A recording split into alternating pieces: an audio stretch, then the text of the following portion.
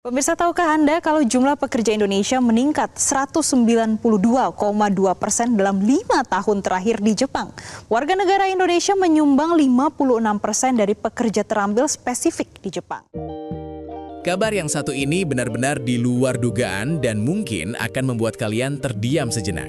Di saat banyak negara maju di dunia justru semakin curiga, skeptis, bahkan terang-terangan menolak kehadiran pendatang asing, sebuah peristiwa yang sangat kontras justru terjadi di Jepang.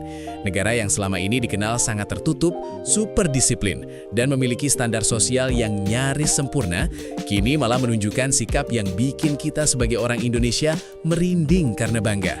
Bayangkan, warga Jepang asli bukan hanya menerima kehadiran tenaga kerja Indonesia, tapi sampai pasang badan membela dan bahkan memohon agar kuota pekerja dari Indonesia ditambah. Bukan diminta oleh pemerintah, bukan pula karena tekanan diplomatik, tapi murni suara dari masyarakat biasa. Pertanyaannya, kok bisa? Apa sebenarnya yang dilihat orang Jepang dari diri kita sampai mereka bersikap sejauh ini? Kita semua tahu, Jepang bukan negara sembarangan. Mereka terkenal dengan budaya disiplin yang ketat, etika sosial yang detail, dan tatanan hidup yang sangat terstruktur. Bagi banyak orang asing, menembus tembok budaya Jepang itu rasanya seperti menghadapi dinding beton. Ada konsep yang dikenal luas di sana, yaitu tatemae, sikap sopan di permukaan yang seringkali menyembunyikan jarak emosional di dalam. Orang Jepang bisa tersenyum ramah, tapi belum tentu menerima kita di lingkaran kehidupan mereka. Kesalahan kecil dalam tata krama bisa berdampak besar. Salah buang sampah, salah waktu bicara, atau sikap yang dianggap kurang peka bisa langsung membuat hubungan sosial membeku. Maka wajar jika Jepang sering dianggap sebagai negara yang sulit ditembus oleh pendatang. Namun, justru disinilah keajaiban itu terjadi. Di tengah isu global tentang imigran yang sering dikaitkan dengan masalah sosial, kriminalitas, dan benturan budaya, nama Indonesia muncul sebagai pengecualian yang mengejutkan. Dalam berbagai diskusi online, media sosial, hingga kolom komentar portal berita Jepang, muncul pola yang konsisten. Warga Jepang secara terbuka menyuarakan dukungan terhadap pekerja Indonesia. Bahkan tidak sedikit yang dengan jujur menulis, jika harus menerima pekerja asing, tolong prioritaskan orang Indonesia. Kami lebih nyaman dengan mereka. Kalimat itu bukan karangan, itu realitas yang sedang terjadi. Lalu kenapa harus Indonesia? Kenapa bukan negara lain yang mungkin lebih maju secara ekonomi atau lebih dekat secara geografis? Jawabannya ternyata sederhana tapi sangat dalam. Karakter. Orang Jepang melihat sesuatu yang sangat berharga dalam diri orang Indonesia. Sesuatu yang di dunia modern ini mulai terasa langka. Mereka melihat ketulusan yang otentik, bukan dibuat-buat, bukan karena tuntutan pekerjaan, tapi lahir dari kebiasaan hidup sehari-hari. Dalam budaya Jepang, ada sebuah nilai luhur bernama omoyari. Ini adalah seni berempati tingkat tinggi, kemampuan untuk memikirkan perasaan orang lain sebelum bertindak dan menempatkan kenyamanan bersama di atas kepentingan pribadi. Menariknya, tanpa kita sadari, nilai ini sangat sejalan dengan budaya Nusantara. Sejak kecil, orang Indonesia sudah akrab dengan gotong royong, tepos liro, dan rasa tenggang. Kita diajarkan untuk peka terhadap sekitar, membantu tanpa diminta, dan menjaga perasaan orang lain. Ketika nilai ini dibawa oleh para pekerja Indonesia ke Jepang, terjadilah kecocokan frekuensi budaya yang luar biasa. Para tenaga kerja Indonesia di Jepang tidak hanya datang untuk bekerja, menerima gaji, lalu pulang. Mereka membawa suasana, mereka membawa kehangatan. Di tempat kerja, orang Indonesia dikenal rajin dan ulet. Tapi, rajin saja tidak cukup di Jepang, karena hampir semua orang di sana rajin. Yang membuat perbedaan adalah sikap. Kerendahan hati orang Indonesia menjadi nilai tambah yang sangat besar.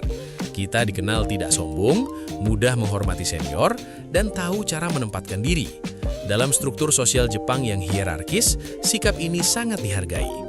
Lebih dari itu, ada satu hal yang sering membuat warga Jepang benar-benar tersentuh, yaitu refleks menolong orang Indonesia. Banyak kesaksian yang menceritakan bagaimana pekerja Indonesia sigap membantu tanpa pamrih.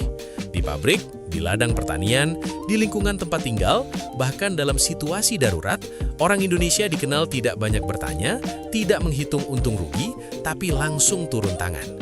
Sikap ini mengingatkan warga Jepang pada nilai-nilai lama leluhur mereka. Nilai kemanusiaan yang mungkin mulai terkikis oleh kehidupan modern yang serba cepat dan individualistis. Ketika warga Jepang membandingkan perilaku berbagai pekerja asing yang ada di negara mereka, perbedaan itu menjadi semakin jelas. Tanpa bermaksud merendahkan pihak manapun, ada realitas sosial yang tidak bisa dipungkiri. Beberapa pendatang asing dari negara tertentu sering dianggap kurang menghormati aturan lokal. Masalah seperti membuang sampah tidak sesuai jadwal, berisik di malam hari, atau bersikap terlalu agresif dalam menuntut hak sering menjadi keluhan. Di tengah situasi itu, kehadiran orang Indonesia terasa sangat berbeda. Kita dianggap mudah beradaptasi, patuh aturan, dan benar-benar mempraktekkan pepatah di mana bumi dipijak, di situ langit dijunjung. Di lingkungan kerja yang keras dan serba mekanis, seperti pabrik manufaktur atau sektor industri, kehadiran tenaga kerja Indonesia sering disebut membawa suasana yang lebih manusiawi. Senyuman, sapaan kecil, dan humor ringan yang kita bawa terasa seperti oase di tengah masyarakat industri yang kaku. Bahkan di sektor perawatan lansia, perawat Indonesia dikenal sangat sabar, penuh empati, dan memperlakukan orang tua Jepang seperti keluarga sendiri. Bagi warga Jepang, ini bukan hal kecil. Ini menyentuh sisi emosional yang sangat dalam.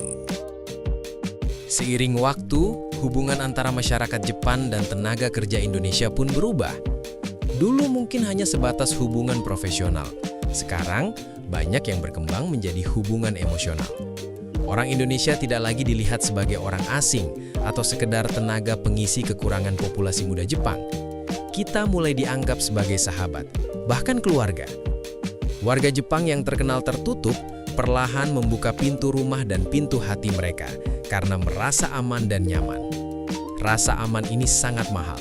Mereka tidak melihat orang Indonesia sebagai ancaman, melainkan sebagai mitra yang bisa dipercaya.